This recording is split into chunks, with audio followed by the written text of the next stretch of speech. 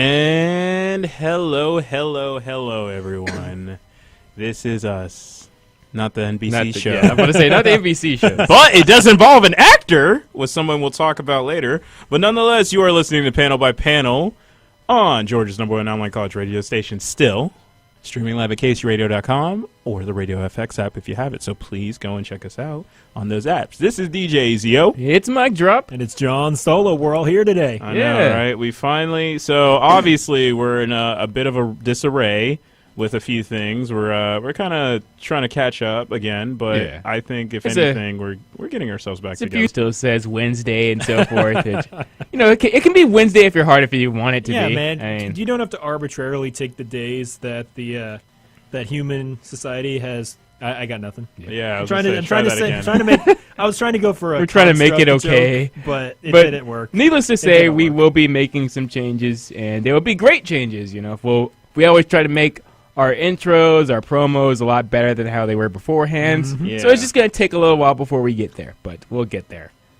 Oh, man. So sorry, guys. I'm also trying to post because I didn't do that, and I'm trying to... We've been offbeat, guys. It's been a long week. We're coming back. We had a hiatus. We had a long hiatus. We just literally caught up in another way by watching a specific film we'll talk about in just a bit. But 50 Shades Freed, right? Yeah. There's an article about that. I know that we will mention. That's why I said it. Yeah. I mean, we've all been still keeping up with everything up to date and all that. I mean, I've even been playing a few games every now and then still. I mean, I got the new Dragon Ball Fighter Z game, which is amazing. It's I guess it really is one of my favorite Dragon Ball Z games that's come out recently. I mean, of course, a lot of people are still just like, it's still not better than Budokai or whatever, which, I mean, but Budokai, while it is a fun game, it's not really a game that's, supposed to be played in, kind of a competitive way. I mean, you can play it in competitive games, but, they're not necessarily known for that. This game has been constructed in a way to where now it's going to be at this year's EVE, which is the, mostly known for the fighting game mechanics and all that. So yeah, for the competitions, that'll be there, and it's going to be taking Marvel vs. Capcom spot. So that's true. That's I think that'll be seen. I mean, I saw one of the cutscenes for the Dragon Ball Z Fighter game or Dragon Ball Fighter Z. There we go. I had to flip the words around.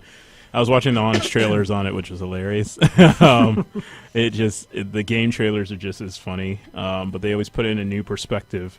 On the subject of Capcom, I have been enjoying Monster Hunter World quite a bit. Yes. It's been a lot of fun. Yeah, I've had the roommates play that game a lot. It looks stunning. I know that it really does. I know my other roommate, he has it. He has I think a 4K, not 4K television, but it's like a 4K monitor that he plays on, and it just looks gorgeous. I mean, especially if you play on the PS4 Pro and stuff like that, you can really see just how much it scales up. I just have it for the regular Xbox One, but my friend was playing it on the Xbox One X, and it looked fantastic. It looked really great. Man, I really want to play it now. It's a lot of fun. It's a lot of fun. Kind of want to play it again. I mean, especially with all the customizations you can make. You can even customize your Palico, which is amazing. I made mine look just like our kitten Simone, and she's adorable. Wow. And she's a bat. I can't say that word. She's a bamf. A bamf. Yeah, you can't say the full-fledged iteration. No, that'd be too much. Especially because we have a couple guests in the studio tonight back there working. Yeah, one of them is 4. One of them is 4. This will be a tame panel. Well, apparently panel, can't read. Gentlemen. No, she said he can't spell yet. There's a difference. Oh, yeah, this is right. That's what I was thinking in my head. I was like, are you saying he can't spell? Anyway, there's no shame in it. The kid is cool. Don't mock the child. I never actually mock children. Children are too cool for me, man. I remember as a kid, I always tell people as a kid I was cool. What about you now? Oh, I'm horrible. I'm an adult and it sucks. It's just bad. It's just bad news bears go all the time. You know what a lot of kids like to do when they were younger? Play as pirates. And Sea of Thieves beta is going to be coming back. Wow, that segue. Okay. I tried. That 7 out of 10. I'll let it work. 7 out of 10. The Sea of Thieves beta is coming back. It is going to be for the same people, though, that did have the beta earlier. So I think it is if you pre-order the game, you can play it as well, I think. Maybe. I think that's how they got I think it's if you pre-ordered it or if you signed up for their insider group, before a certain time. Yeah. I think you have access, Okay. Which, I would have pre-ordered it. You know, if it was like me from 10 years ago, it's just that like there have been so many games where we've been still. I already kind of saw that coming, but I mean, like, there's just so many games where it's just like I don't want to pre-order anymore. I very rarely pre-order anything anymore. Yeah, I'm too cynical about games now. It's kind of sad. I mean, eventually I'm gonna have to get over old, it, guys. We can't do that. Like, this is why. Okay, and this is why they're inventing games though for the older systems though. Like they re-released the NES, of course, in the small package form, which comes with Mike and I actually played the system. Oh, with you did? Griffith. Nice. At the Sentinel cabin, during our cabin trip, and it's interesting because he's like, you can actually get more games as time goes on. You just have to preload them, like, or I think you purchase them and then you just load it up. But literally, it's like it's literally like a flashback. And then the other day, I was at this bar over in Tucker, Georgia, and they had a Super Nintendo, the old school style. And I was like, oh my god, it's real! See, and they were playing Mortal Kombat, and I was like, yes! See, that's the kind of stuff that I like. I like people actually bringing back old games, not just like having to do remasters of things like that. Like a month ago, my roommate Alex, he brought back another Skyrim. It was like a Skyrim for VR. So I mean, like, it's different. It plays differently and all that, and it's VR, so cool. But it's just like when he was asking if I wanted to watch for a few hours, I was just like, it's Skyrim again. Like, I don't want to watch it anymore. It's literally like the fourth time they've re-released it. I can't do it anymore. I still go back and play it. It's sort of like when I played through another game, or if I've been like playing a really competitive game or something, I go back to Skyrim sort of to relax, or like when I get home from work, it's just like how I cool off sometimes is I'll still go back because I still love the remastered modded Skyrim from last year? I think it was last year. That came out? Yeah. It was literally last year. It's sort of like my bread and butter game when I'm not playing anything else. Yeah. Yeah. I mean, guys, like, as we're still on the topic of so many video game news, so obviously we saw that, you know, they're remastering Spyro the Dragon trilogy. Wait, they are. I did not see this. You didn't see it? Oh man, they've been talking about it everywhere. And I'm okay with that. It's like when they remastered Crash. Like, I have no problem with that because it's been so long. Yeah, and it's such a classic series. Almost like what, like almost 10 to 15 years now. It's been a while. Yeah, it's been ages. Like, it shows how we're see. That's when we show our age. It's like I don't show my age until you ask me what games. Spyro? And it's gonna be for this year too. PS4 is on the roll right now. They're killing it. Especially like how you said, after they like release like games like Monster Hunter, and then like the trailers they dropped for Last of Us 2, and then of course the one game I know Mike and I personally, but I know for me I've just been crying inside, is Kingdom Hearts. You finally got your trailer. I did not think they were going to do it, but I had such hope that they were going to cross that threshold, and they did, and they put Monsters, Inc. in the world. And when I saw that, I was like, yes! And they also had Boo! Yes! And she called Donald Duck Mike Wazowski? Do you know how I was spazzing? And the fact that they monsterized, like, Sora, Donald, and Goofy, too, like, they look really good. They do, they do. That. Oh man! Somewhat related anecdote here. Not my immediate younger sister, but my younger sister, who's now 17. Her nickname since the original Monsters Inc. came out has been Boo, because she has long brown hair and brown eyes like Boo did. She would hate me if she knew I said that on air, but that's been her nickname. She'll probably hear it, right? For like a decade. And she'll probably hear it in like a short while. I meant to put a sample of Utada's like song in this. Oh yeah, I really do like it. Like, at first I was weirded out by it because like it's not the remix version, so like it's the slow version that you typically see at the end of the games and stuff like that. But it was just like, I don't know how this matches with it, but like the more I listened to it, I was just like, this is really touching. I really like it. It was literally like how people first heard "Simple and Clean" when the first time it came out. They're like, "Hold on, is this like?" And no, like now everybody when they hear the slow mo version, like the hip hop, it's like the more R&B esque version, not the one that's like like it's like chill. Is that how it's like? The Plant B version? Yeah. Honestly, I after all these years, I still don't really like Sanctuary that much. Sanctuary was just okay to me. Yeah. Oh, you mean Sanctuary? Yeah, Passion. Sanctuary. No, Passion was fire. The Japanese version of Sanctuary. I never heard that one. That it's basically like it's weird because the lyrics are very much the same, but I think it sounds cooler in Japanese. I still like Sanctuary enough, but I can safely say that Passion was just amazing. I think like the Japanese version and English version of Simple and Clean is kind of on par. I kind of the English the English version is just amazing. Like because it was just like, wow, this hit a lot of moments. Well, she is also just a fantastic composer in general. Yeah, this is I true. was listening at work to basically the entirety of her soundtrack for Final Fantasy 15.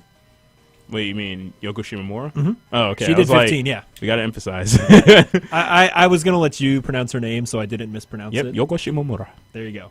But yeah, she is an amazing composer. Oh, hell yeah. So that's the reason why, like, look, man, even go her play Kingdom, 2.8. Yeah. That her one Kingdom scene Hearts with stuff Aqua comes up on my Pandora all the time. Yeah, the one scene with Aqua is still my favorite right now, where she's battling the Heartless, and it's just awesome because it's like. I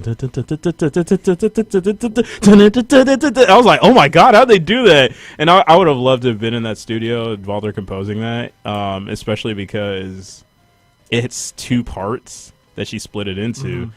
Kind of like how she did, like, my favorite part in Kingdom Hearts. Yeah, my favorite song is Roxas's theme, Twilight Town, because I love how melancholy it is. It's just beautiful. It just makes you want to cry. Like, just you're go to literally sleep to it. I could, like, just do my homework to it. I could do whatever. Yep.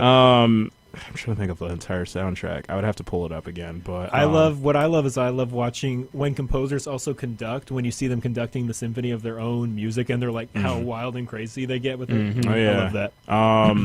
Uetsu, I think it's Uetsu Imada. He's the guy who does actually a lot of the Final Fantasy tracks.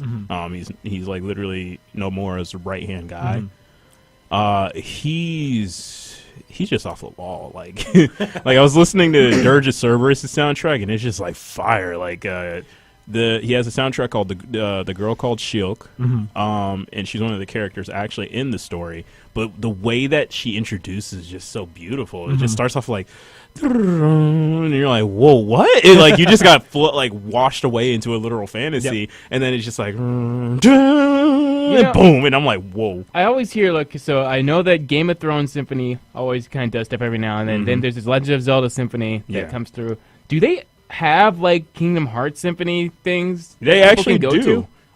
So they do actually have that, as a matter of fact, now that you brought that up. Because I've never actually thought about that until now. I was just like, I've always heard my friends like going to all these symphonies and all that, but like I'd really like to go to a Kingdom Hearts Symphony because there's so many good things you can go from. Yeah, one of them is the they have a tour. It's a Kingdom Hearts concert world tour. Because there's one in Japan, there's one in there's one in Japan. A lot of them. There's one in of course, LA. Los Angeles and New York. Yeah, there's some in LA, but yeah, what they do is that the concert should keep fans excited because they've been going around and they're prepping for KH3. That was last year when they did this tour, by the way.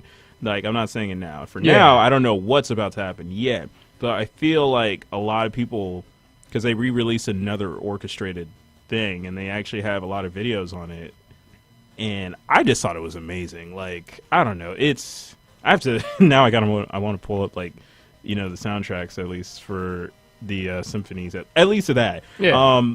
But, like, I have this, like, all the soundtracks and everything on my my drive. And every time I look back, it's just balling, man. Like, I don't even know how else to say it. It really takes you. Nobuo Matsu, pardon me on that. It is Uetsu Imada is somebody else. My bad. It's Nobuo Matsu. That's why I was trying to remember that. But Michelle would never forgive you. On what? On the name. On why? Well, I remember the very first time I remember her on the show, we said something about one of the Final Fantasy. Was it? I think it was Michelle. We said something about one of the Final Fantasy soundtracks, and she was like, "Well, it's not Nobu, so who cares?" Oh yeah, Michelle, if you're listening. Yeah, she and I had beef on that for a while. Thanks for reminding me. Way to reignite that flame. Thanks, John. I didn't mean to restart a war. Oh, you did. I was trying to remember why. Like, there was something I didn't like, and that was like the one thing she and I disagreed on. I don't remember for sure. I think it was. And it was Ghostbusters that we disagreed on with her. Okay, but that was unified though. We all knew that. I didn't hate the cast. I just hated the prompt, like the concept of the film. If you're listening, MC, and that actually wasn't you, I am so sorry. I feel no pity. That she had it coming. Back to Kingdom Hearts and its awesomeness. So obviously Kingdom Hearts, like, I love how they had each world planned out. Like, each world you go to, like, Agrabah is literally like they just had a day in Agrabah, and you just hear this like crazy, like, it's like Egyptian sitar going like playing in the background, like and then you just got this like viola playing in the background, like raising the peak and all that. I was like, dang, like, how do you do that? I love that they use in the first game, Kingdom Hearts. They, of course, it was by Alan Menken and Howard Ashman who composed Under the Sea. Menken. Shout out to you guys. I love that they took that song and repurposed it just so you can go to Ariel's world for the sake of that. And yeah, you got to be part of her world. I'm gonna let this slide, John. I'm also cool with the fact that Nobuo Uematsu, for all of those who need to know that, is that the one-winged angel, which is Sephiroth's theme, he's the reason why, and which is why I understand why. That's the only thing why I agreed on it in Michelle. That's why we let it die, is because it was true. He did compose One-Winged Angel, and I was like, fine, I'll let that one slide, because that was a really epic soundtrack. Because, like, what type of supervillain has something like that? Right. That theme like that? It's so epic. And then you make a rock version out of it, which they did, and they demolished it. Like, you don't even need to make a man's song anymore. At this point, you just call it a day. Like, I would make Katie so mad because I would be driving around in Final Fantasy 15 and I'd listen to the soundtrack for 7 and I'd always pull up One Winged Angel and she'd be like, "He's not even in this game. Why are you playing that?" But that's the effect that he had. He doesn't need to be in your game to be. Although that much I of an always effect. thought I liked Aerith's theme even more than that one. I know, always thought Aerith's theme was amazing. really was beautiful. I feel like Sephiroth is that one character who's just like, no matter what game and no matter what series you're in, if he appears, no one's going to complain. Exactly. You could be Doesn't playing matter. like a Naruto game and his theme comes up, he's just like, And Sephiroth's there going, It's like, where is he? Oh my god, where is he? All of a sudden, he just comes in like, hello. And you're like, oh. but did you expect the second meter? And Sephiroth just has like 15. It's like, well, It's like, oh, you should be dead. That doesn't mean I can't rule the planet. That's not your goal in this game, Sephiroth. You had nothing to do with the whole concept. only Cloud can defeat me. Yeah, like, well, that's Kingdom Hearts level for some reason. Like, everybody else has had the opportunity to kill him, and they failed epically. But yeah, it's Darkness of the Unknown, which was Yoko Shimomura. That is one of my favorite outro as well as fight game scenes that they did, because Sora and Riku go up against Xemnas. Well, not even demolish. It's just so epic. I really wish we uploaded the soundtrack. I need to. we should go and get. I'm gonna planning buy on the buying. OST I soon. own Final Fantasy 13 soundtrack. I'm planning on buying 15s, and if we get Kingdom Hearts as well, that would just be a whole bunch of good music we could play. Oh yeah. Oh yeah. Peace out to Hemi. Good luck with that Black Panther film. And now that he's gone, We'll spoil everything. No, we won't. We're gonna do that to you guys. No, we're not going to do that. It's only been a day. Yeah, so. I know, right? And we're seeing it tomorrow anyway. So it's like, okay. Again. Yeah. The best part is just Terrence's reaction. I can't wait to see his reaction. That was going to be so beautiful. Side note, though. In regards to the still more Kingdom Hearts news, I am excited that they're bringing Monsters Inc. into this world. The fact we saw a little bit more Toy Story footage was awesome. Even seeing Tangled with the way they're doing with Rapunzel and all that. I didn't even think she was gonna fight, but the way she was swinging, I was like, yes, Dude, she's a murderer with that frying pan. Oh man, she came in swinging. I was like, what? We got to see what Riku looks like finally. Yep. He looked BA as usual. Is it bad that I still want to see Anna and Elsa show up? Nah, I understand.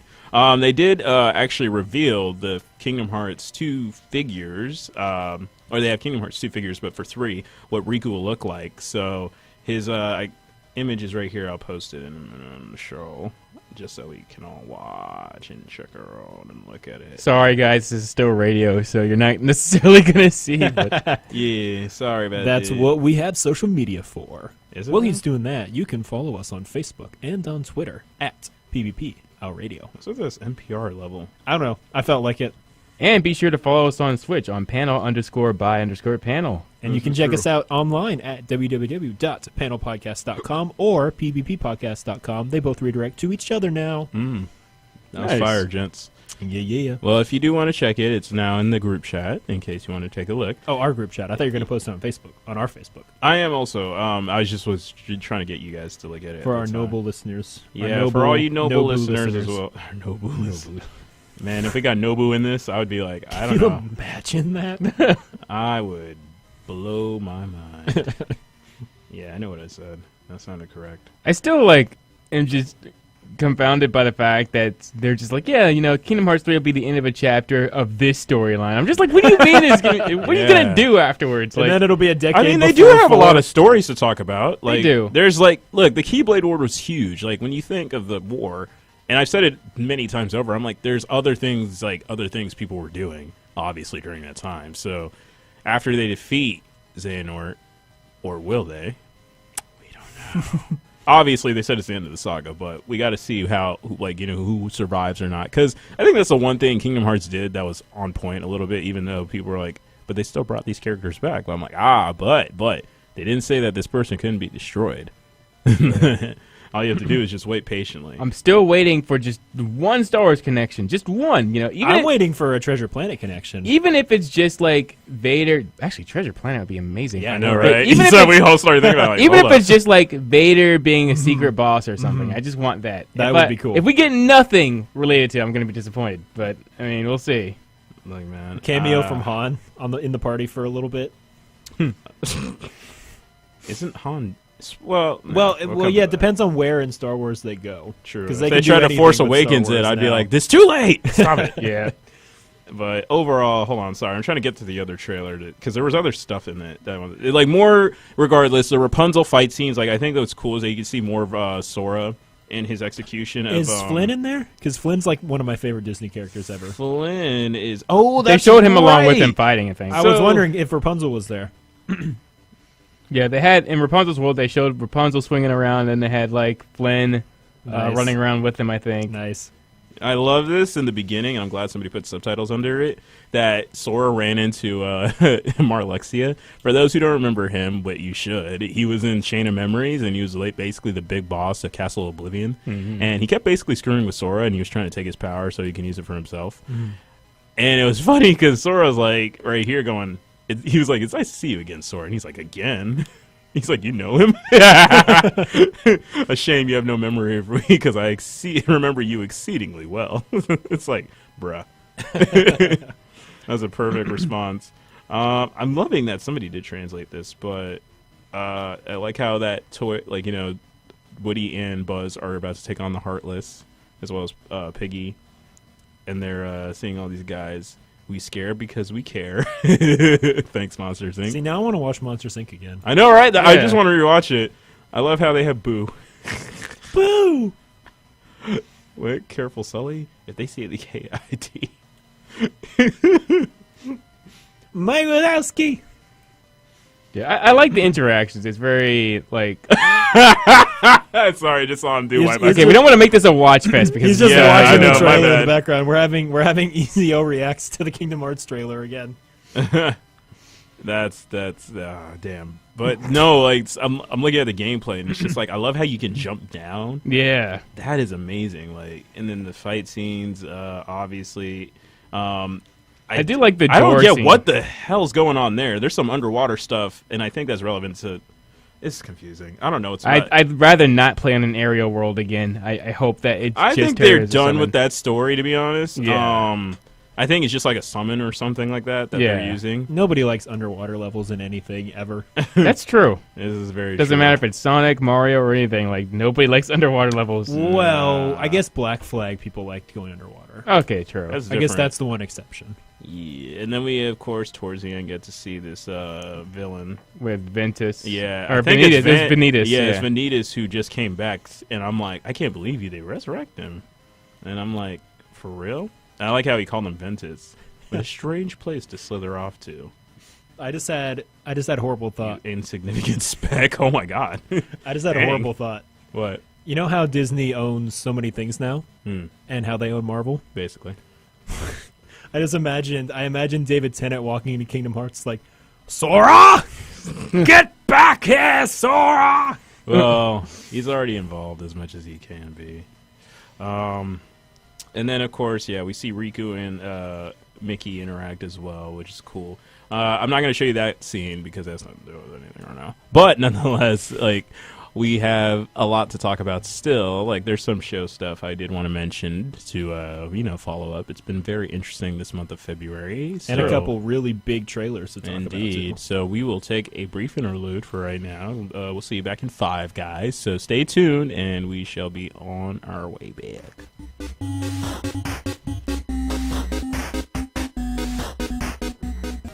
And welcome back to listening to a bunch of what's another P that we can use right now?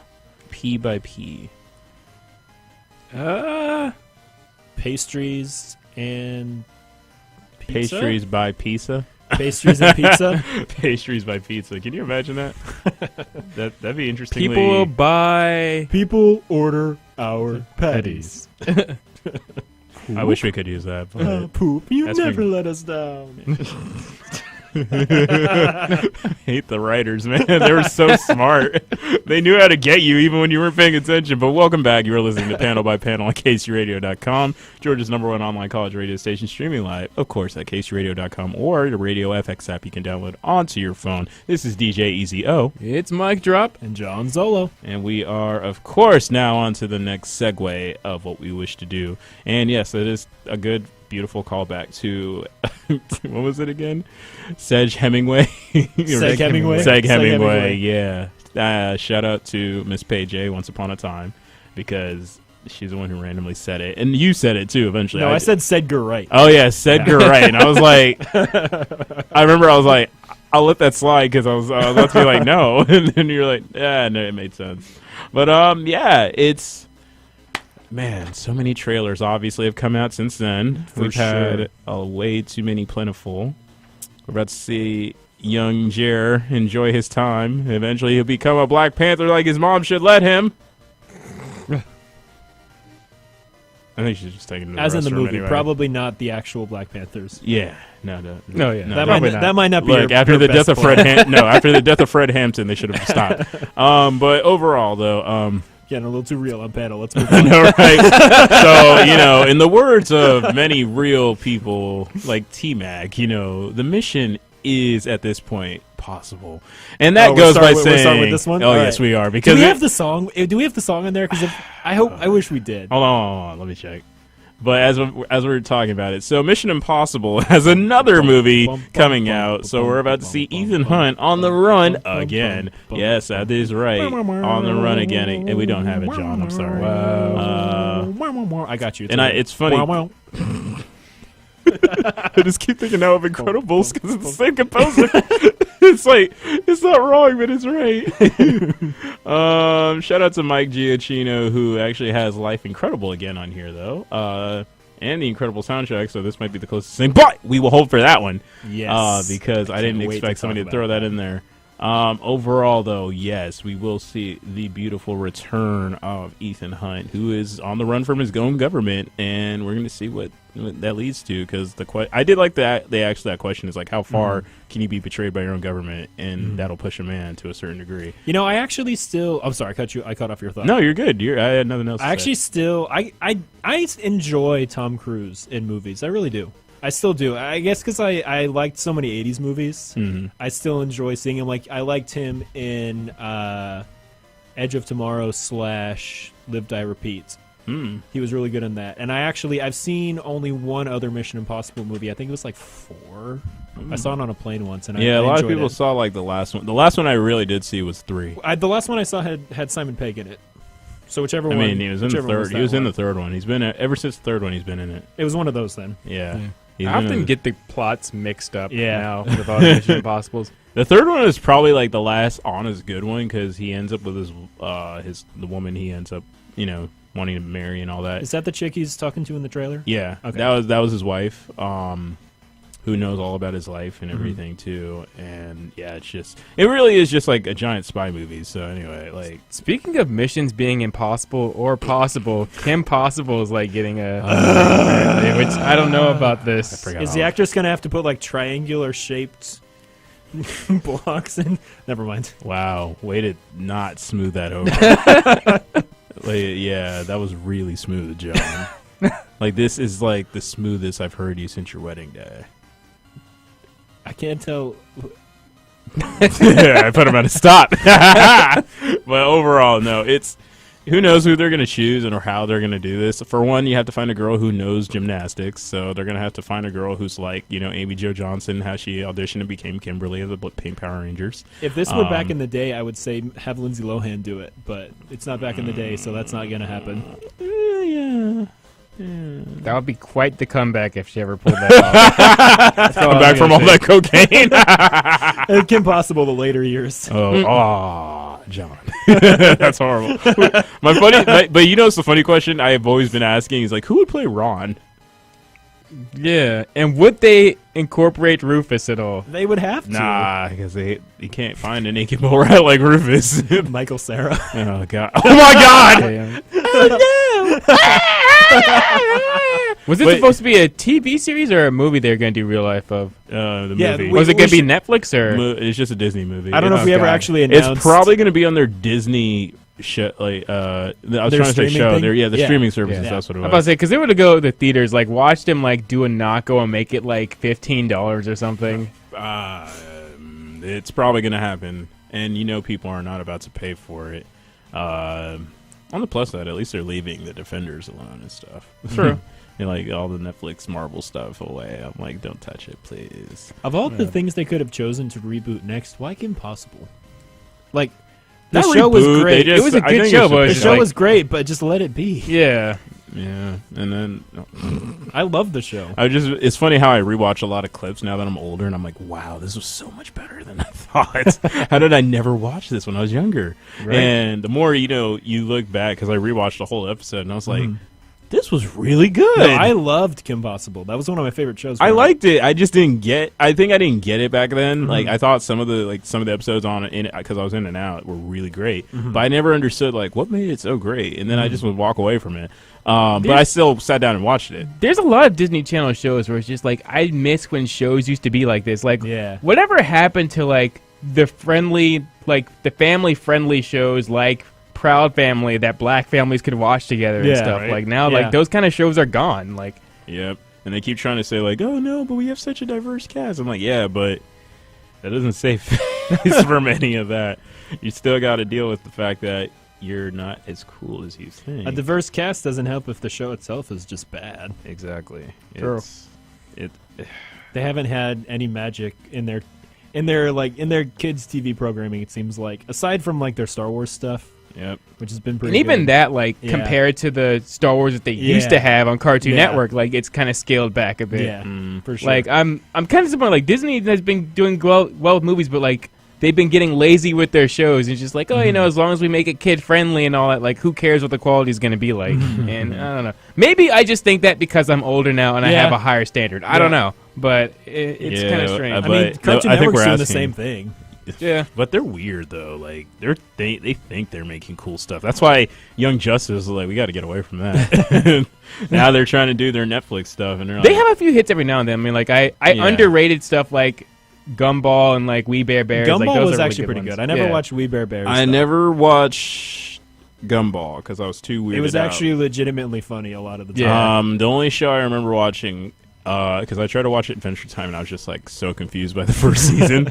Everything about it was just like, this can't be real. I only watched like a handful of Adventure Time episodes. It's actually it's really interesting the more you learn about it because it gets more confusing. But the story is really a lot more well developed as I kept going, and I was like, whoa, okay. Yeah. Regular show. I did like regular show is literally me and my friend, like all of you guys, if we hung out. And my favorite episode still being the 90s episode. Oh, crap. Did we want to have this conversation today about the list? The tier list. I forgot about that crappy list. So, remember the God tier list? I remember. Yeah. No. We gotta dedicate because we gotta dedicate time to Black Panther. If we dive into this today, we're gonna not have enough time. I will not let that die because I'm gonna be mad.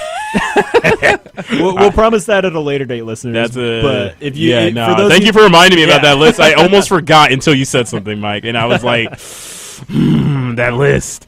Ooh. I will say that in terms of TV and shows, still, of course, Punisher Season 2 is going to be starting to film. Stranger Things Season 3 will officially have 8 episodes. They announced that. Okay. It is not going to be 10 or 9 but no.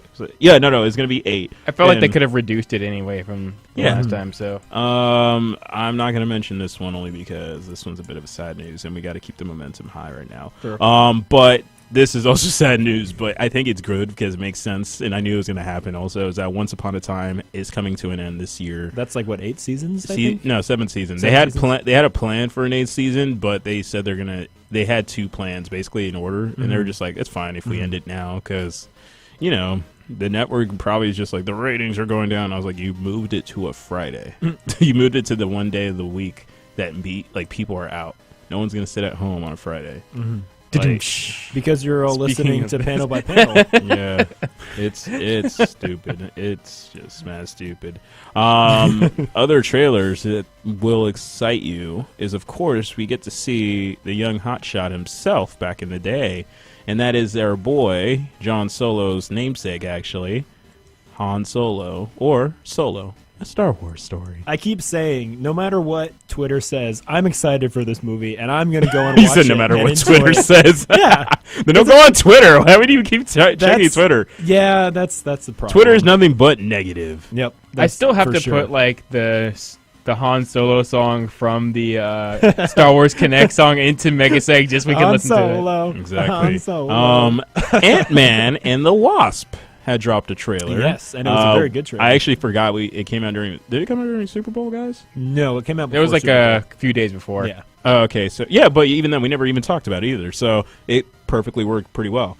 But yeah, Ant-Man and the Wasp, we get to finally see Wasp in action. My girl Evangeline Lilly? Yeah. She went from lost to being found to being in a was world... blind and now she sees. She went to Nope. She went to Middle Earth. And now she has wings. Oh, yeah, she did go to Middle Earth. And blasters.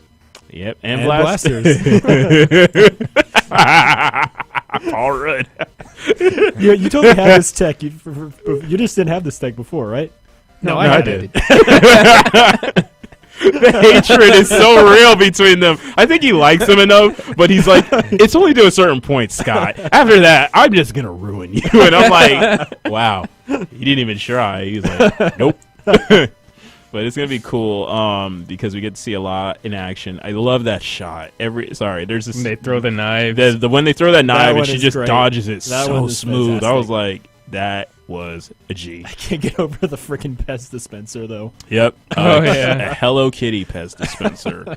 How would you feel if that came at you like that? I would be terrified. I would be like not only terrified. I would go, whose idea was it to develop this Whose product? idea was this? Especially because not many people know what a Pez dispenser is in today's age that much anymore, which is weird. That's true. I guess it's not really this kind of generation's thing. No, man. Look, I was referencing Happy Tree Friends as a reference. Why would you reference Happy Tree Friends? I was talking to Alex. Just let it No, I was talking to Alexandra about something. We were talking about something on a separate note. Okay. But it came back full circle. I was like, man, this is just like how, like, it reminds you of some Happy Tree Friends type of joke. She's like, wow, there's a reference I haven't heard since like 2010. I was like, whoo! I was like, oh my god, it almost has been. I always just, every time I hear Happy Tree Friends, I always think of the one where the moose is trapped between the tree, and I'm just like, oh god, I can't. I just shudder too much. Just let it go. Let it.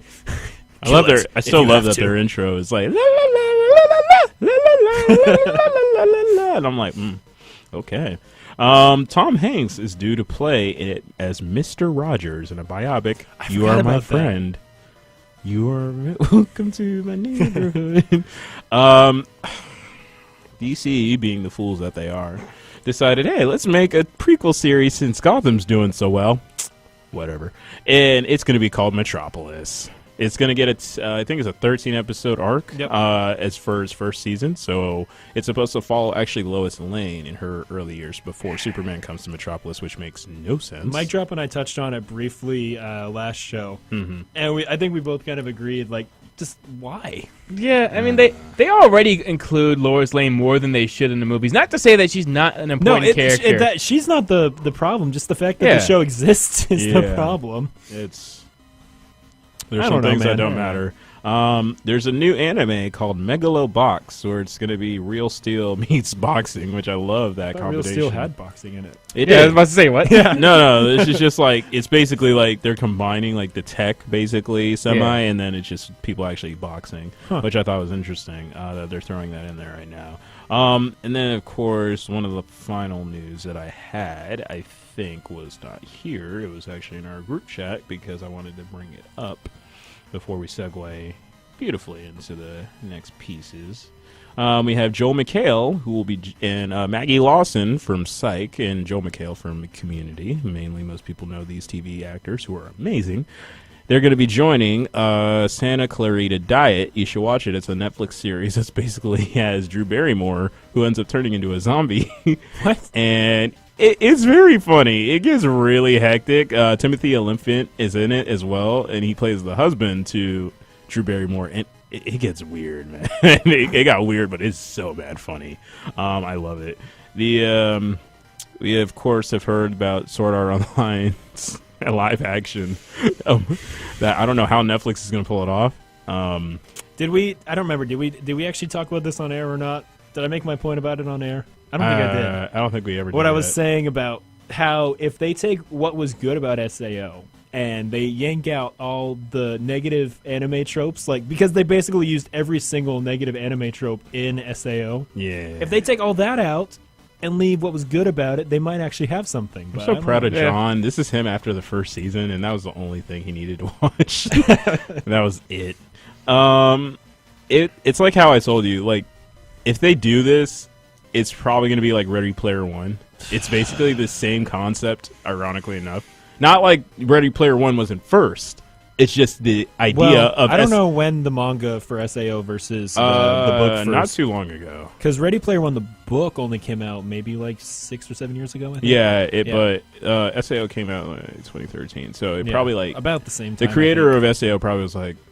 Probably took some of those ideas and just manga, like, formulated it. Okay, it was in 2011 that Ready Player One came out. I think as long as they focus on the world more so than just, like, progressing the story as fast as they can, like they did in the anime, I think it'll at least be serviceable. Well, the anime, they always have to kind of move it along. Yeah. The manga, they actually give it time, like any manga. Like literally any manga. That's why I always love reading mangas. And if they cut out a lot of the side characters that weren't really that important, like I was compelled enough by Kirito and Asuna's story, I didn't care about most of the rest. Shut up, Klein. Come back when you're a main character.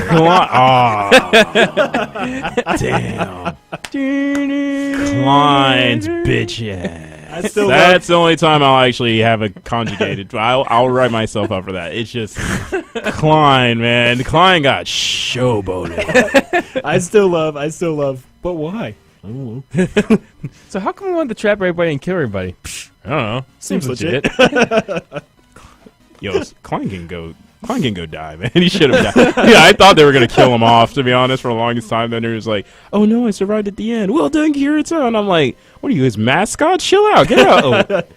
That was the dude with red hair, right? Yeah. Okay. Klein was the idiot. He literally shows up trying to say, Kirito, we could do this together. And Kirito's like, bruh. To be fair, that's pretty much how Kirito is all the time. He was, but this one like made sense. Like, you're like, bruh. Like, nah, fam. It's all good. But yeah, it's my final thing was going to be the 24 best Netflix hidden shows, which is funny that they're like, one of them is Magic School Bus.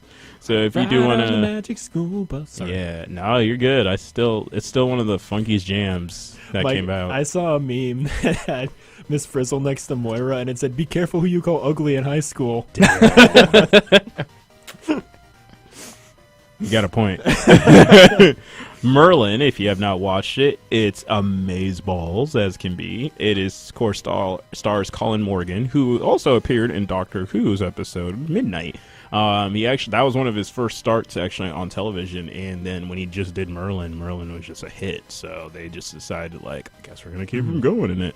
If you haven't seen that, there's a sci-fi show called Ascension. They said Sci-Fi may have lost some of its credibility when it is insisted on spelling its network name like a lolcat. Damn. Sifi. But Ascension is the real deal. Okay.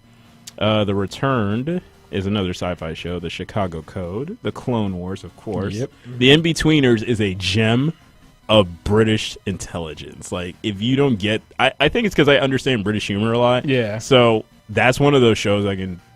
don't watch the U.S. version ever. It's horrible, and it should never have existed.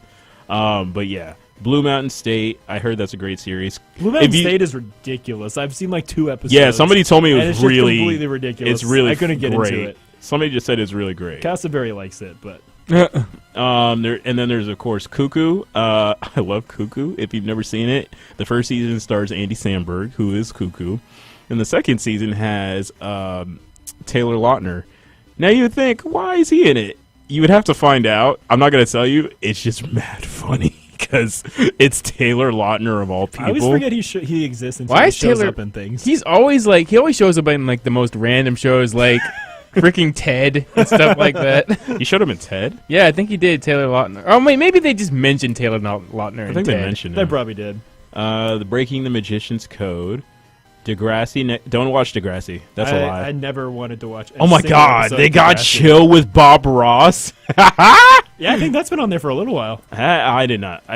Whatever. I got to rewatch that. There's a little Netflix miniseries called Crashing. It's not the one that's the HBO series. This one is actually by Phoebe Waller-Bridge, who's a funny actress, man. She's ridiculous. She has actually an Amazon series called Fleabag, where it's kind of about her dealing with relationships. This show is kind of the same interloping thing. It's only 6 episodes long, so it's really mad funny. The Twilight Zone, Twilight Zone, the old school version of Black Mirror. Yeah. That's all you need to know. Bill Nye the Science Guy, the OG version, Girl Meets World, the 4400, Switched at Birth, Hostages, Dark Matter. You know really what's funny great about Switched at Birth? That's literally the plot of a Mark Twain book. Copyright infringement. The plot of Switched at Birth, yeah. Copyright infringement. Carry on. Dark Matter, which is actually a really interesting sci-fi series that actually did come out.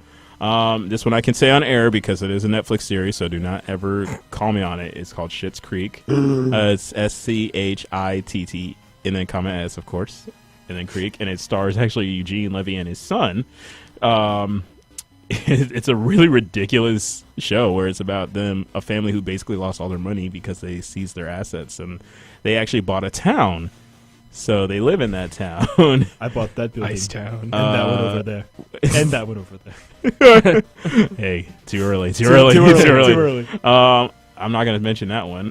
I'll have what Phil's having, Imposters. Wait, which one are you not mentioning? I'm curious now. It's called Lockup Maximum Security. Oh. It's an MSNBC show, and it's not worth it. It's foolish. Either way, point is, though, is that... Yeah, that is all for that news. And then we can now jump, gentlemen, to the last and final little bit, which is, of course, the last trailer. And in it, hopefully, let's check to see if this music is here.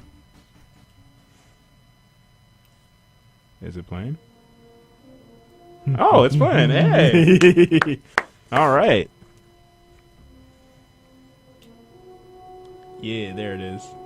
I can feel it. I can feel myself I know getting pumped up. Oh, man. It's getting too loud.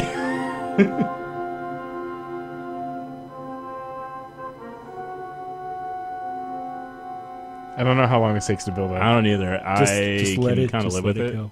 Just let it go. Just let Michael Giacchino be Michael Giacchino. We could be waiting here a while. We'll talk about it. Yeah. So, obviously, for the first time in years, guys, it has been, 2003, I think? 15 years of our lives, we are finally witnessing the sequel to the long-awaited superhero movie that I actually was looking forward to for the longest time before Marvel, and that was The Incredibles 2. Woo! And it's picking right up where it left off. Like sequeling right after pulling a Last Jedi like with it. I'm like, all right, fam. All right, Brad Bird, I got you. But acting like it hasn't been 15 years.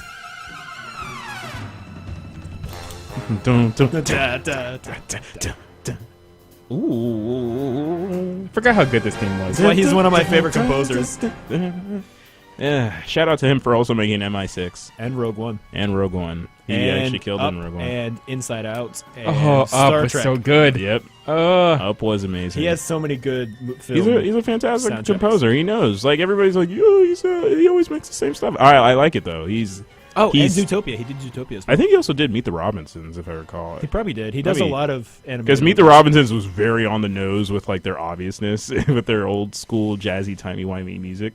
But yeah, overall, we are getting the second movie that will witness the return of the Parr family, who we haven't seen. We witnessed Jack Shack's powers being revealed to the family, which is hilarious because it was like, how are you going to let that go after that first movie? Like, and I feel like Brad Bird was like, actually, I'm not going to. I was like, good, because you can't just leave us hanging like that. It was too good. It was just too good. My bad. I apologize. Meet the Robinsons was by Danny Elfman, which kind of makes a little more sense. Also pretty good. He is. But yeah, it's like the trailer is due to feature, like, now Mrs. Incredible's on the screen. She's the more big time name, which is cool. I think the family's going to be entirely involved, but we did witness Bob's journey. The first one. Yep. And I think it was him figuring out how to be a hero, but how to be a family man. Yeah. And that was his problem. Now it's like Mrs. Incredible going from being the family woman, of the household to now, like, getting back into it. Elastigirl! Oh my god. Is this a joke? That was the most female response I've ever seen. Like, girls, please. Like, I was like, dang. Edna Mode is, of course, due to come back. We're gonna definitely see Frozone, obviously, because they said Sam Jackson was immediately like going to be back, and I was like, I saw a picture that said, if we don't get to see Frozone's wife, that glorious woman, after all these years, right? The best line in the movie, they're gonna boycott it. They said, damn. That's what was that line? Just like, wife. I am the greatest good you'll ever get. Yeah. Who was his wife, man? That's what I want to know now. I know, right? I hope it's the same woman. Me too, man. Unless it was like Sam Jackson's actual wife. Whoa, getting deep. Anyway, I do like how Elastigirl gets to do her own thing. Honestly, I do like her actual Elastigirl costume more than her Incredibles costume. Yeah. It's better. I think it's going to look cool. Now, one thing is true that I know I enjoyed is that if you guys did get the chance, but you really should have, I played the game. I played the Game Boy SP game. Oh, okay. I played the PS2 game when it came out, and as I was playing around with different characters, I was like, I actually like Elastigirl because she had a lot of the sass. Even when you were playing the cutscenes that they made some custom ones for her just to show what she was doing in her action sequences. And I was like, that's really funny that even outside of it, she had a lot of commentary on it. And shout out to Holly Hunter, because I've always liked her as an actress. She's just amazing as an actress as is. But yeah, it's... When I was rewatching the first one and all that, just seeing how when she first met Mr. Incredible, I'm just like, honestly, who wouldn't be sucked in? I know, right? The first go around is just like, you need to be more flexible. I was just like, I would be in there. Damn. Well, damn, Mike. I know, man. I saw. Actually, you know what? Incredibles memes the entire time. I can't even lie either on that. Sorry, because that happened on my post Valentine's Day. I made a comment that had that sort of commentary, and then let's just say the person of interest was like, "Yeah. Sometimes you can always be more flexible," and I was like, what? I didn't even know what to say. I think we should have made our own Valentine's puns for different. That would have been great. We got to keep that for next year. All of my best ones would have featured Deadpool just because of last year. I saw one that had Kylo on it and it said, "You're nothing." Damn. Bury it. You're nobody. You're nothing. Bury it. But not to me. Bury it deep. Have him stabbing Han through that chest. You put a hole through my heart. Damn. That was real. But yeah, for real though, I do want to also see. They didn't even list the actress's name. I want to see Frozone's wife. Let me type it in. Who is Frozone's wife? You tell me what my suit is, woman. Voice. No. God, I love that movie so much. It's one of my all-time favorite movies. It's definitely the best. Her name is Honey Best, of course. I think I knew her name was Honey somehow. And I guess Best is her last name. And the performer was Kimberly Adar Clark. Kimberly Clark. That sounds. Is she like actually not black? That would be hilarious if she's not. She's not. She's light-skinned-ish. That's funny. But yeah, she's a semi. I don't know what's going on here, but no, this is her right here. That's perfect. I really hope they bring her back. I really do. Just to be like, hey, can you play Honey again? He's like, yes, you can.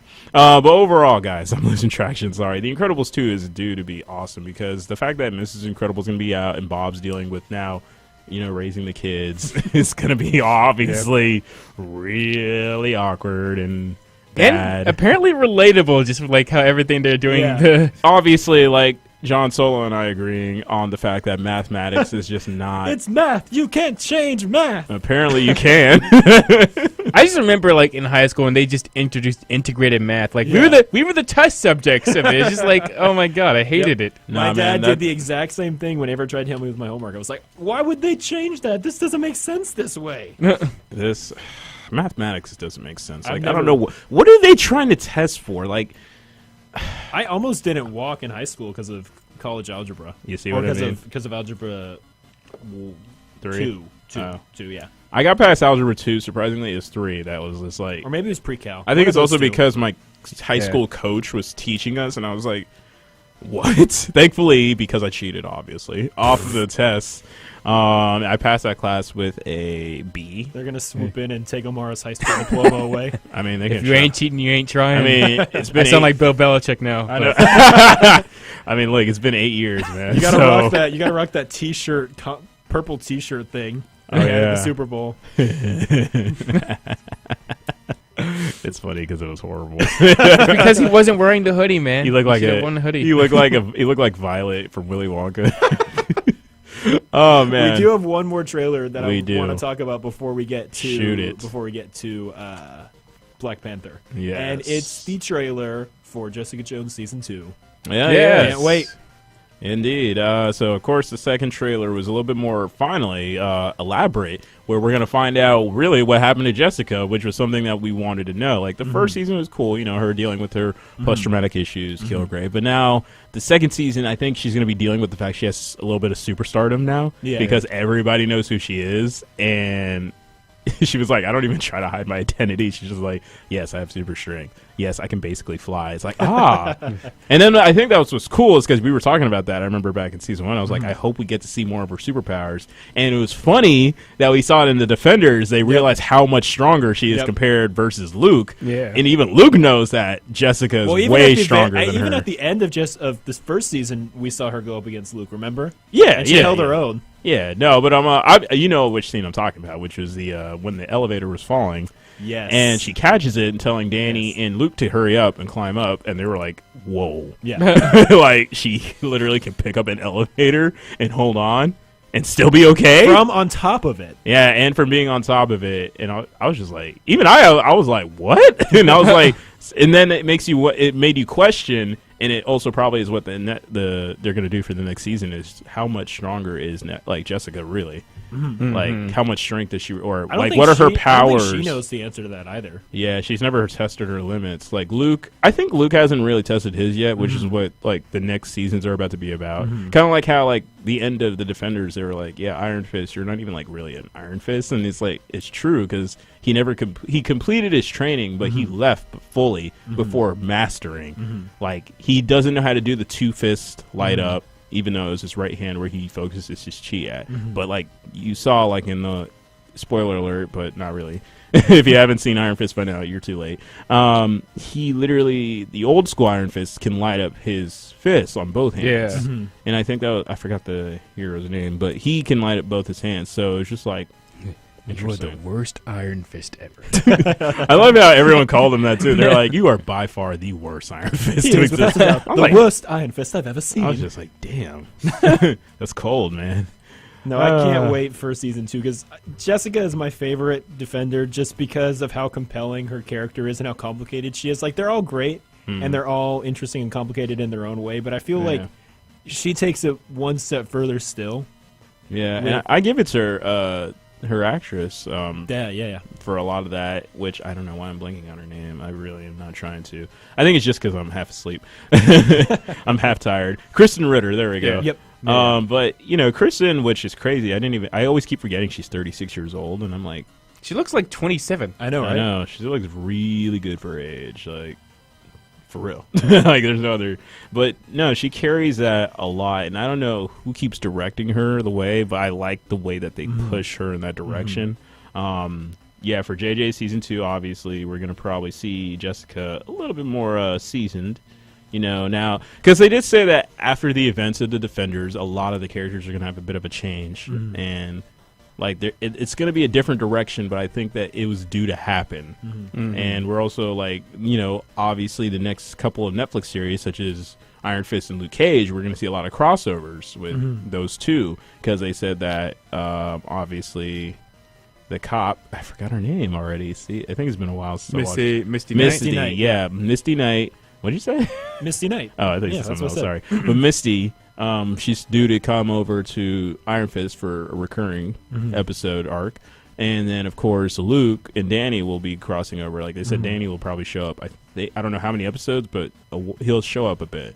So, yeah, they're very hush-hush right now, of course, with all the shows, because they're like, we got till a while. Yeah. And then I think they're trying to wait to get to Daredevil Season 3, because they know that they're like, when that comes out. They probably have to go through like all the arcs of everyone dealing with thinking he's dead. Yeah. Because when he comes back, they're going to be like, and they say Daily Bugle. It's like, Well, you know how Matt is. He's gonna just be like, "Hey, I'm back." True. He's like, how are you guys doing? Yeah, he'll do this. Heard you needed my help. Oh man, but yeah, that's I think that's the general core of what we covered, guys. I believe so. I don't think we have anything Black That Panther is related. March 3rd. Indeed, correct, for Jessica Jones. JJ is. Oh, my bad. Okay, so I've literally messed this up now twice, and I'm not trying to. I think it's just because I keep forgetting the date. So March 8th. March 8th. March Jessica 3 Jones. days after my birthday. There's so many things happening in March. I'm so happy. I know, March right? is a beautiful month, man. It's going to be a fun time. Shorthand stories also. Again, we'll after this. Black Lightning, because I feel like we haven't gotten a chance to talk about it.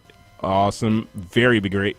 I still gotta catch up. First season. It's been keeping good continuity for so far. It's not too like the black innuendos, obviously, but they have enough where it's like, okay, I get it. So it just stands out. We of course have my show, The Return of Legends, has come out, and our boy Constantine came in. Still being Constantine as usual. Like it's like they told Matt Ryan, do you remember being Constantine? He was like, I'm already there. And I was just like, I wonder how much they paid him too just to show up. Like he gets the special guest star thing, obviously, which they do pay them actually a very exceptional amount. But at the same time, he was probably just like, I get to be Constantine again. Oh, it's gonna be great enough. And I'm like, oh, Constantine, you son of a gun. Man, but I love John Constantine. He's a funny dude. It's hard to describe the episode. It's just like they're dealing with one of the villains in this arc again, and it's basically like demons and stuff. So obviously they said Constantine would be back for one more episode. Flash still uppity, interesting. Got the mystery still going around right now. It's kind of keep me on your feet. They never really end the episodes the way you think they're going to end it. And I think I like that about this current season, even though I haven't really watched it. I've just been seeing the clips, but I know enough of the context to get it. Yeah. And it's just like, I think it's because I'm waiting on like Barry's children to show up, and then I really also want to see Bart Allen, who I know is going to show up in the 5th season. Because when they show Kid Flat, like Impulse is going to be great. Just because I love Bart Allen. Bart Allen is my favorite Flash of the Flash family, just because he's always sarcastic, he's funny, but he's always willing to do what he needs to get done, kind of like how Barry is. Like, oops, spoilers. Yep. So I know you, YJ. That was one of the best iterations, but any version so far of Kid Flash or just Bart Allen has been on point. I'm trying to think of other DC shows, man. Arrow, I don't know. I haven't checked up on that. Apparently somebody died, and I was like, okay. Yeah, I think they killed off Vigilante. I think they killed off Vigilante. Oh yeah, they did that a while ago. Yeah, they said Vigilante died, and I was like, oh, that wasn't really too much of a shock Oh. either. Yeah, Arrow's kind of mundane in this moment right now. Like, it's had a few moments, but it's not like a lot of big moments. It's kind of like, oh, I get it. Okay, that's it. Like, besides the crossover, we haven't had anything like solid sticking right now. It's been a while. I mean, I've been thoroughly enjoying Flash just Yeah. because like this is the best villain we've had in a long time and stuff like Yeah. that. It keeps us on your toes. Mm-hmm. You never really know like if Team Flash is really winning or not in a certain situation. Yep. So I like the way they're writing this season. It's been going smoothly. And then I think that really is it all together. Yeah. So now, gents, when it's 9:16, we have the rest of the time. I think we can just go ahead and dive into it because. Do we even have any music? We can just throw in the Marvel music again during the Avengers theme. Yeah, hold on just a moment. This will be a fun talk. This will be a long talk. Yes. That's all. Long talk, yeah. That's all I was processing in my head. I wish I had the soundtrack on here, then I could just throw it in. The soundtrack was. Oh, I think that's all we're we'll gonna get. I also listened to Kendrick Lamar's album. I have not as well. listened to the accompanying album. The album for it. is How many bed music things are you dragging in right now? Because I know how long They're like 10 minutes each. Are they? Yeah. Whatever. It likes to pull out. That's those, true. Yeah, It likes to- those I like to be Avengers ahead. ones, though. So yes, the PvP crew plus John's wife. Yeah, you just remembered to text her, didn't you?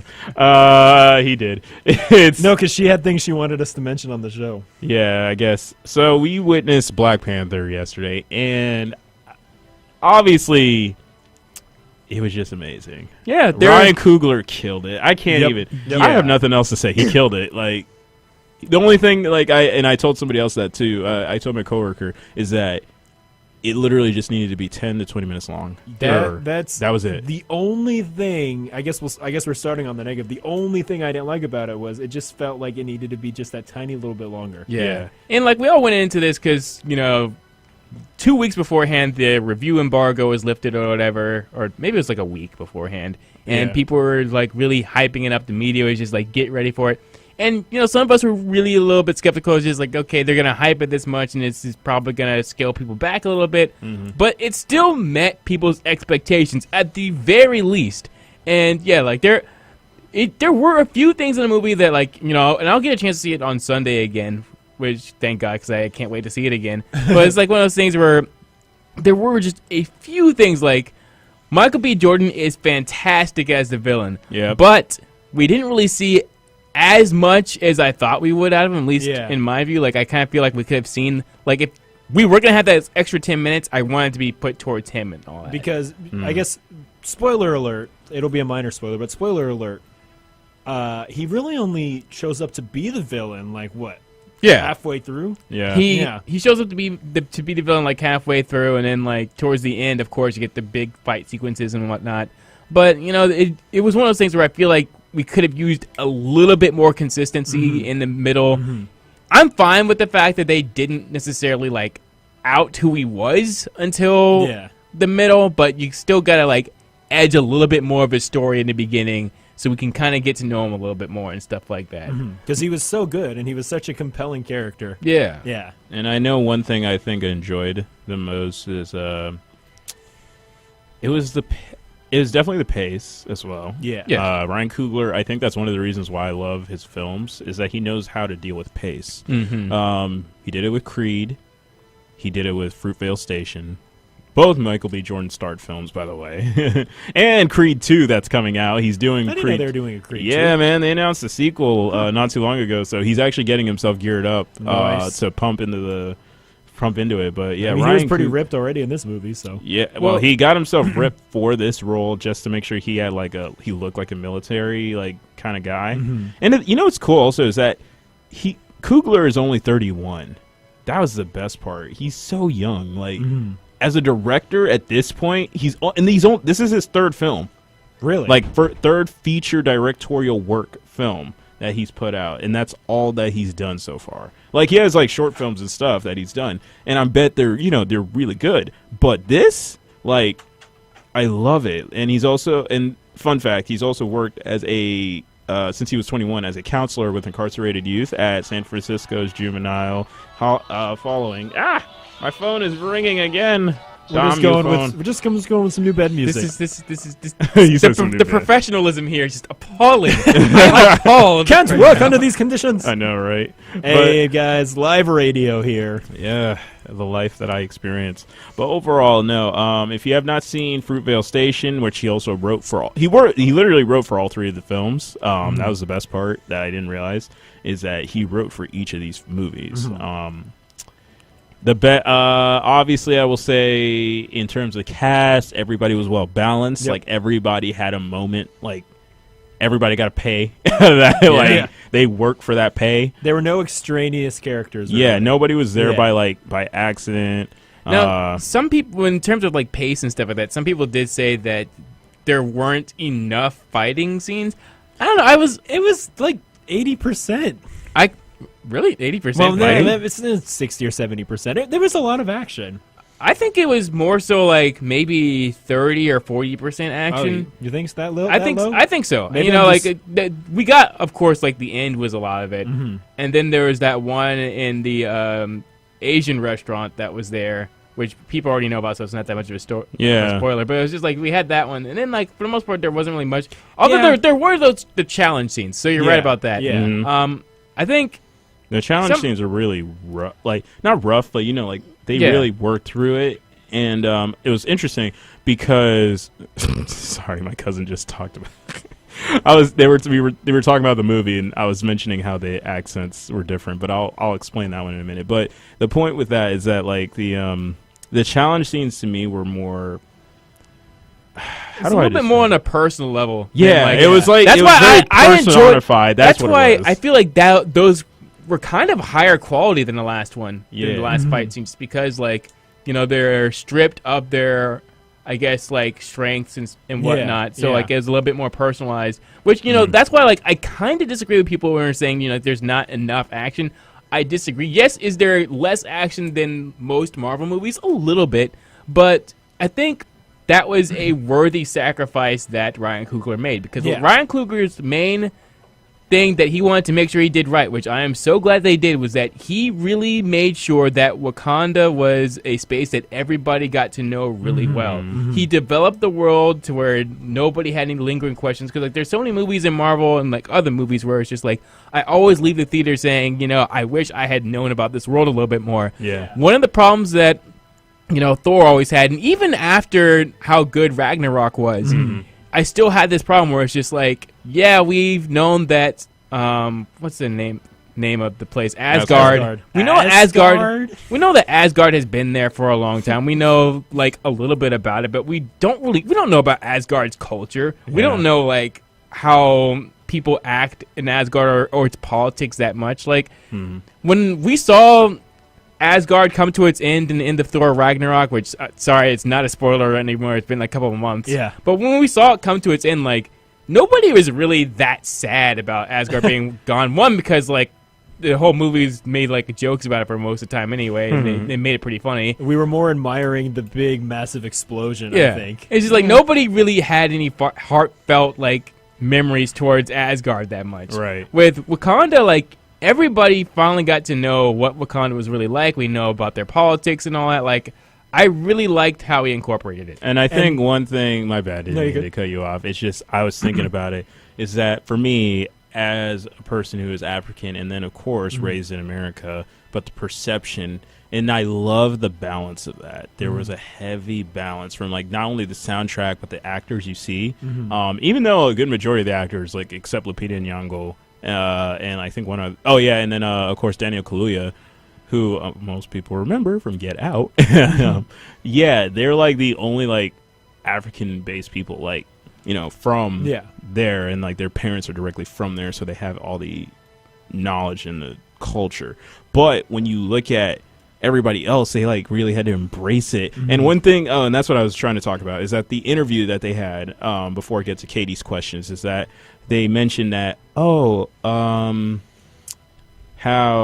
both Michael B. Jordan, as well as, of course, he himself, T'Challa, Chadwick Boseman, he said that the way that Coogler, he's the kind of director who kind of gets in with you. Yeah. Like, if you, like, he's like a coach when he's on set, so he doesn't, like, direct you to do something. He's like, like, this is the plan. Like, I need you to do this, but I want you to say it like that. And like, he's kind of like there with you. Or as like, I love the way he described it. He said he's like a coach who's like, you know, he gets in the rain with you. He takes off his shirt and everything. He's like, let's do it. He's like a life coach on the show. And I'm like, that is G right there. Like, that's the type of director you need in a movie. And I think that's what is good about, like, you know, everybody has their own style. I do appreciate it, but I think that's what I love most about Coogler is that he got involved with his actors. He wanted to make sure, like, as they're doing their training and all that, he's like, I'm doing it with you. And that's the kind of guy he is. So I'm like, that's beautiful. Like, that's why I give props and always my hats off to Coogler, because especially as a black director, that means a lot by leagues. Like, he's right now breaking down those barriers steadily. He's showing that, you know, he's not first of all, he doesn't have like he doesn't break stereotypes or whatever. He's kind of like, he's got continuity. I love the control of his writing. That's one thing. Now of course he co-wrote this, so the way that it's co-written was like alongside obviously a Marvel intern or writer or whatever, but the way that they blended it together was very real. And that's what I liked about it. I think it was the first time in a while it felt real. And yeah, because one thing about, as much as I enjoy all the Marvel movies, one thing you can always sort of detect is certain through lines that run through the writing. Like, you can roughly guess where they're going to put in a joke or a quip, and you can roughly guess where the cool lines are going to come in. And it's partly just because we've seen so many of them now, and they're all from the same studio. But with this, as funny as the vegan line was, you remember? Oh, yeah. With the exception of that, I feel like everything in this was kind of placed out pretty well, and all the pacing of the action versus the jokes versus the conversations and all that. I felt that was all really on point. Yeah. And like as you guys said, like Michael B. Jordan, again, they made him a solid villain. Like I said, everyone was really balanced. I love the way that his approach, that he humanized T'Challa a lot, because like when we saw him Civil War, that was the first time a lot of people had ever seen, first of all, Chadwick Boseman or at all in general as a superhero. And the second thing was that like Boseman is not like your wife had explained, is that he's the type of, I think he might be classically trained as an actor. And I told her that I think it's because we were writing back to my place, is that he's a director first. So he was looking at it from like I didn't know that he was a director. Yeah, he was studying directing, and acting, and he was about to give up acting before he got his first big gig, which was ended up being 42 as the Jackie Robinson biopic. But he was going to give up acting and then just do directing full time. And like I said, he's 41. So he's supposed to be portraying young T'Challa. That's the most hilarious part. But, I mean, I think by like my consideration, like in our culture, for me, like if he were African, he'd be considered young. Like that's young still in our family. Like you're only in your 40s. Trust me, you still have time. It's like when you're in your 50s and 60s, to us, that's old. When we're 25, like me, I'm in my 20s, and my family still are like, you're still a kid. And Jack Sparrow was in his stride in his 50s. So, I mean, like, you never know. Drunken stride. That's very true. But now to Katie's questions. So she said, why didn't T'Challa tell the council about Eric's... Wait, are we sure we want to do the questions here, or do we want to, like... That's a good point. I guess we can drop a big old spoiler alert. Oh, okay. On this, yeah, because like these are specific questions she's asked. Yeah. Oh, is she? Yeah. If you're like reading through them. They're very, very directly about the plot. Oh, yeah. We could probably answer these on air. Well, we'll go ahead and give a big giant spoiler warning here to anyone who has not seen the movie. I need to create a spoiler warning bit and all that with alarm music. We do. So note to self. You be warned. Just have Spoilers. SpongeBob in the background. Spoiled it. Spoiled it. But here it is. It's why didn't T'Challa tell the council about Eric's assistance in helping Ulysses escape capture, and could it have helped his defense of the crown? Because it was still supposed to be a secretive thing. This was something just post Civil War. That's one thing I'm looking at, like the timeline, because obviously the timeline in Marvel's all over the place, but you can tell that it's still very fresh. That the Accords are still in place. Like everything that's happened in Thor Ragnarok, like Thor finally returned to Earth after all that time. And he was like, what's going on? And he just found out. That's why he was making that joke about, so Earth's got magicians now. And I'm like, yeah, you've been away a while, bro. Like, Doctor Strange, I think his is more recent, by the way, in the timeline. I've been trying to figure it out. And his origin story probably began during Winter Soldier. Because I when can they see name that. dropped it, it was kind of like, this is that timeline. And then, like, at this point now, he's a master sorcerer. He's a sorcerer. He would have been he's training through the whole. Yeah, he would have been through training up Civil until War. during this time, and Yeah. he's now Sorcerer Supreme at this Yeah. point, and probably just witnessing all the Yeah. stuff that's happening. So there's that, and yeah, with T'Challa like telling him that, yeah, that one's kind of a very easy question. It's like, just remember that the Accords were in place, and I think the reason why I'm able to better answer is because it also affected everything else, like mainly Agents of Shield. Bless you. Agents of Shield was like heavily affecting with it. And it caused a lot of disruption. I do kind of wish they had a little bit more of Eric in terms of not only just him himself, but also I wanted to see him gather a little bit more of an army because he didn't really. His whole plan relied on like having the rest of Wakanda like with him on this, but I feel like he probably should have dragged other people with him. Like maybe showed a couple of scenes while he was still young, like trying to gather resistance together and stuff like that. With him actually doing the best he can to revive the black community a bit without having all the weapons and stuff like that. Yeah. Oh, Katie wants to call in. What's the number again?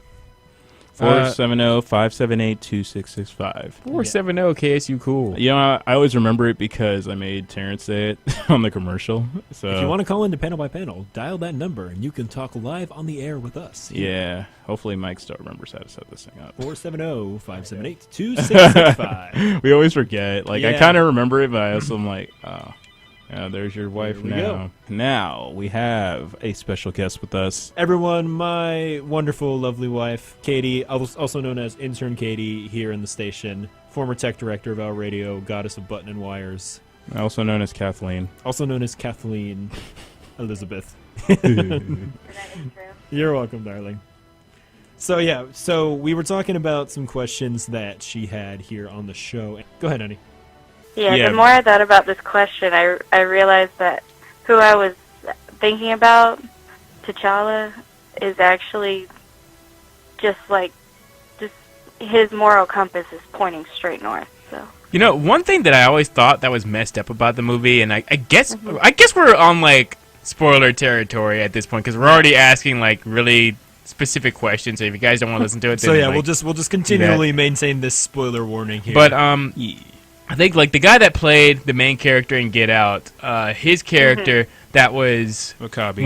Wakabi, like T'Challa, one of T'Challa's best friends. At least it seemed like it at the time. And he's just like, you know, I get his point of view as to like why he wanted to switch to Michael B. George's side because he's just like, oh, you know, it's just more of the same and all that. But it's just like, you know, I would have understood more if T'Challa had just told him, no, I'm not going to go after Claw because I'd rather just focus on Wakanda right now. Then I would understand why Wakabi would have been mad and been like, okay, well, I'm going to go to somebody who would. But the fact that he betrayed T'Challa just because after one failed mission, just that one failed mission, he's just like, yeah, you know, it's just more of the same. Yeah, I don't like you as king anymore. I'm going to assist you in your death. Like, what? I think that was another thing that we could have used an extra few minutes of the movie on, and maybe they'll release an extended edition, which would be pretty cool. But I don't know if said extended edition would cover it. I'd probably doubt it. Yeah. Anything to add, Katie? I was waiting. I had nothing else to You say. you sounded so thoughtful there. well, I mean, it doesn't really wrap it up, but he does show like shame towards the end when he's facing his wife. Yeah, you have that And he moment where realized that sorta- he's going to be forced to fight her if he continues down this path. Yeah. Yeah. Sorry, I'm just thinking about it. Yeah, I was also thinking about your next question, like how was Eric really planning on dismantling Wakanda's government and society? So I think that like they kind of inked that throughout a little bit in the film as well, where they talked about it that he was trying to. I mean, obviously it's a path of vengeance, but the way he was approaching it was more. It was regret because he didn't get to grow up with all the sanctimonious and fun and interesting stuff we saw within Wakanda that the like T'Challa and all the other residents got to. He never was able to experience being that, and I think that was like also Coogler's way of looking at the lens of how some Black Americans feel when it talks that people they always talk about the homeland. Like I was thinking about it like on this level, but this is me. That like. Yeah, there's some Africans who are born in America. They don't get to experience like what it means to go back to Africa like that. And so they kind of have like, they feel like they're cheated out on some stuff, and that they feel like that in this case, you know, a paradise awaits them that they want to just, they don't want it to be for others. It's kind of like, you know, pettiness. It's like like a lot of it's very humanic, like, or humane in that basis form. Like, it's jealousy, it's envy, it's pure distrust. Like, you know, I don't know. This is me watching it from this lens, like as a person who is, as I think I stated earlier in the show, as an African who is also an American. It's just interesting to see that separation, how well they blended it when you watch T'Challa and you watched Killmonger on screen together, because they definitely had not only good chemistry, actually, I'll point that out too. They had great chemistry against each other. Oh yeah. But they never like clashed heads. They literally had the same ideals in a different perspective. Yeah, his Michael B. Jordan's character was just like several steps more extreme than anything T'Challa would have ever considered. It was literally like Malcolm versus Martin in terms of like actually, that's a good way of putting it. That's what a lot of people have put it lately. Yeah, that's literally how to look at it. You asked where did Ulysses get that arm gun, and did I miss something? That was in Age of Ultron after Ultron literally cut off his arm. Those grow back, right? Yeah, I knew that part. Yeah, it was just funny that you asked that question. I was like, we were wondering if he got it like in between with the little bit that little tiny bit of vibranium that he did manage to smuggle out. I guess guess obviously he built it bought that it. way. They had like a whole factory like going through. Yeah, like no, they said he was basically causing problems and stuff in Wakanda for the longest of times, and because they already mentioned that they were in Wakanda, and that's when they already hinted at Black Panther was Age of Ultron. They're like, oh, like Black Panther will be popping up soon, obviously, because they're like, well, duh, obviously he's going to. Did he show up in a? No, he didn't show up in a post-credit scene. No, he didn't show up Ultron. at all until Civil War. Yeah. It was just like with Wakanda, people knew that there was going to be Black Panther jumping in at some point in the story. And then you asked after that, what will happen to Wakanda with its new modernization policies? Would this negatively affect people of color around the world? That could be a deeper question that can be asked about many things. That's what I like about that, because hold on, let me pause and say, so hey Allie, how you doing? We have Miss Allie of Friday Aura who's here. She doesn't want to hear any spoilers though for Black Panther, and we're kind of answering questions relevant to it. You need help. You came out here in the middle of our show to ask for help. This girl is insane. Give us a moment. I don't. Why would you do this now? No, we'll come in and help in a second. Wow, Friday Aura at 10 a.m. There, you got your plug. Get out. Don't be like Daniel Kaluuya. Get out. But yeah, overall, your question, I do like the way it came. So the policies can vary. So that's, it's funny. I was thinking about that too, because I was like, the Accords were technically still in effect. With such, that's what Martin Friedman kept stretching. Was like, I don't understand how Wakanda has all those resources, yet they pretend they're a third world country and all that and blah blah blah. And then I remember I told you guys after the movie, I was like, it's funny. I like how they did that, because if you go to like Africa in general, it's like there's places, if you look real deep and really carefully, not watching infomercials that America showcases, there's a lot going on over there. It's really like like Wakanda, like Africa in general, it really is its own world. It had like everyone's this third world country. I'm like, no. Besides the shilling system, they can still function pretty well. You guys can also answer, by the way. I'm just answering. Yeah, of course. I'm answering retaliation. No, like good. I'm looking at this like it's funny because I'm thinking at it in my perspective. But would it affect people negatively?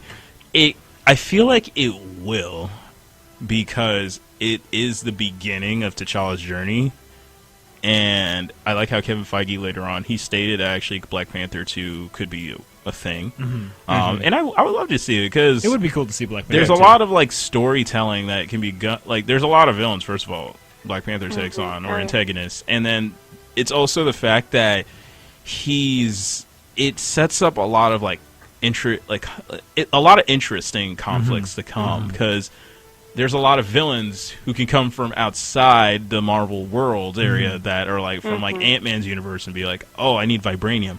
Oh, let me try to sneak into Wakanda. It's like, are you There's really also Namor, who is like who recently became one of Black Panther's, like, I guess, staple villains after his own stuff in-house with Killmonger and stuff like that. Because then, like, he has... It's pretty much like evil Aquaman, basically, is what he is. Yeah. And it's just like they have, like, Atlantis there and all that, and he could have, like, a antagonistic point of view of just, like, what it means to be a real king and stuff like that, and having, like, the better world and whatever. So I'd hope they'd eventually bring someone like him in or something like that, especially now that they have the rights to...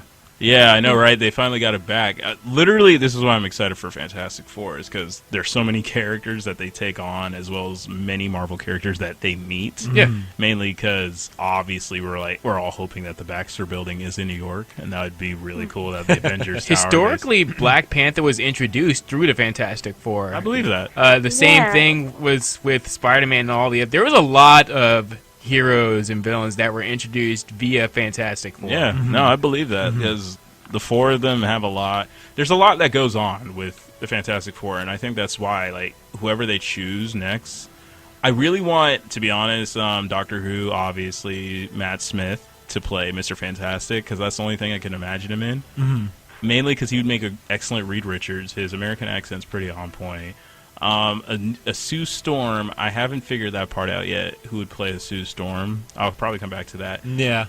For the Thing, that could go to anybody, to be honest. Because Ben Grimm is like, he's an interesting guy. Like, as a character, he's very interesting. Like, even though everyone's like, oh, he's just an orange rock and blah blah blah. I'm like, no. The Thing actually has, like, basically nigh indestructible. He's taken on the Hulk. And he's, like, sparred him a few times. I don't think he's won, but he's, like, able to stay toe to toe with the Hulk at least. Something that most people don't realize. And then, of course, obviously, Johnny Storm, which would be great to see. Johnny Storm is my favorite. I think I need a proper Johnny Storm, because if you read the comics, Johnny Storm is very, like, young and reckless. Yeah. I want him to be best friends with Peter Parker like he was. Yeah, like that. Like, he has to be, like, close friends in proximity to Peter Parker. And I think that's when they're going to introduce the Fantastic Four, honestly, is that they're going to, like, wait till Peter's, like... Because he's only 15, and his Spider-Man career really takes off when he's, like, his mid-16-year-old year. Like, when he's about to be 17, before he graduated high school. You are 16, but 17. Getting back on track yeah, I know, right? Yeah. Getting back on track to Black Panther, I do think that, like, you know, they show in the end credit scenes where he's just like, yeah, like, we're no longer going to be in hiding. I do think that is going to be part of the reason why they might be a bit in trouble in Infinity War, just because they're out there. Yeah. At least I think they're going to... I guess they're not going to be cloaking their city anymore. No. I was wondering about that. Like, that's going to get them into some trouble if they end up, like, actually putting themselves out there. Yeah. It'll be interesting to watch. And then you asked also, wouldn't Eric have had a contingency plan, or would he just focus on his agenda? I think because of all his trading and stuff. Yeah, I think it was his agenda. He was not very specific on his plan at all. He's just like, we're going to ship weapons and we're going to take over. I'm like, that's it? No, I think he was more... It's a vengeance arc. Yeah, he was kind of crazy with revenge, I think. That single-minded... But he was... I think that's why... I'm letting it slide with him, because he was more emotional about it. If there's any, he was, and his hit close to home. Like, it was a family affair. Like, yeah. What kind of dude comes in and says, "Hi, Auntie," and just like the way he said it and looked too, I was just like, "Oh, that's a problem, man. You look like you're about to go and murder somebody." He did, and like, spoiler. Like, I mean, we've already been through the spoiler parts, Katie. This is why I didn't want to dive into this today, because I was just like, I don't know if we want to do it now, or because like we kind of did the... To be fair, the podcast form of this won't come out till like Tuesday or Wednesday, so maybe we'll give it like at least a good like couple days. But I'll make sure there's a big old spoiler alert in the description on the website. Yes, indeed. And then I don't know, just my final touches, I guess I'll stay on Black Panther for right now, since we're running out of time, is that it was so well done, honestly. I can definitely say it was beautifully shot. Yeah.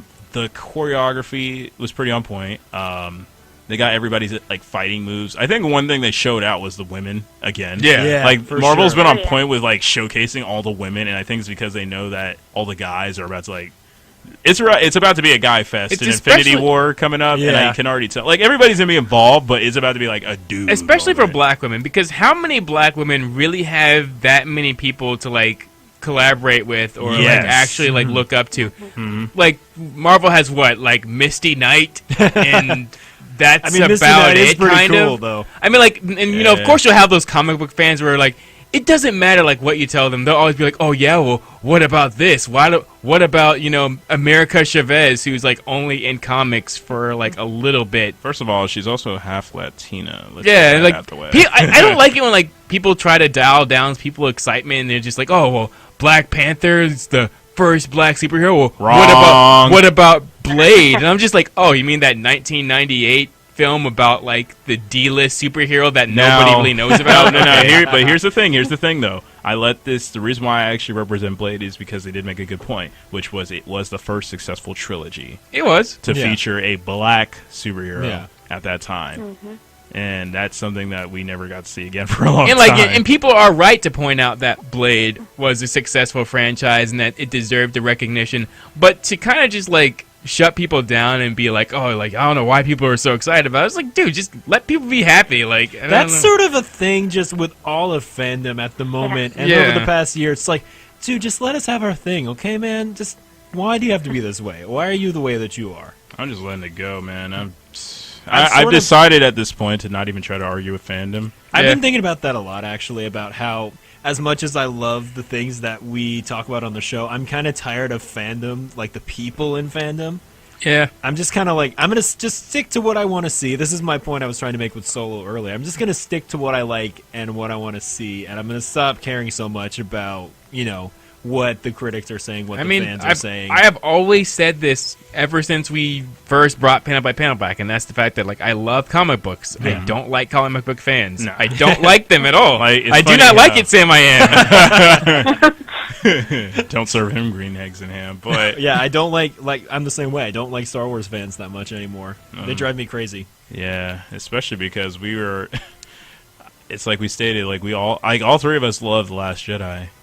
Yeah, like for a fact. Yeah, if you didn't like it, it's okay. But it's just it's totally cool. But don't be an ass about it. Yeah, I think that's the biggest problem. Is like if you're gonna be a douche, like if take it over. If they didn't like the movie, it was fine. It's the fact that they said it's the fact that they had their ideas as fact. Yeah, and it's just like no, it just wasn't a good movie. Why can't you just accept that? It's just like, dude, if you didn't like it, it's fine. But like. But it's kind of your opinion, man. Yeah. Like, it's just like your opinion, man. I had somebody come at me like that. They were like, "No, it was a horrible movie, man. Why can't you?" It's like, okay, can you give us? Why can't you understand that? I'm like, okay, what did you not like about it? It was just, it was bad writing. It was just like, okay, well, tell us an example of what made bad writing. It's like you write a movie, then show me what's good. I was just confused. I was like, what the hell is bad lighting?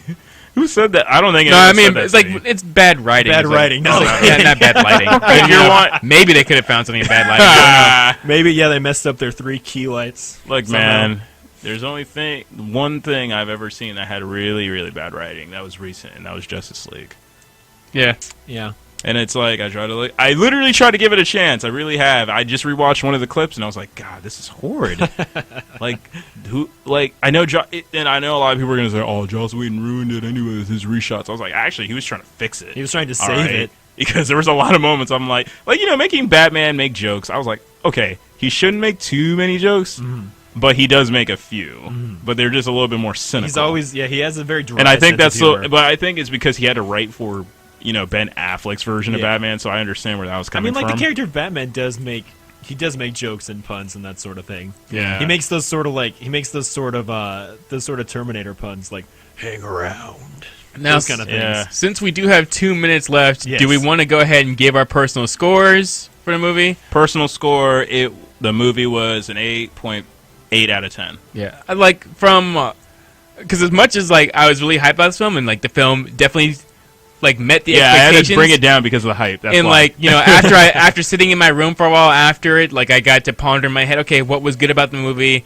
They did really well. The world building of Wakanda, all of the characters were really well done. I just wish I'd seen a little bit more of Michael B. Jordan. And there were 20 minutes. There were a couple of CGI things that kind of looked like a PS4 cutscene every now and then.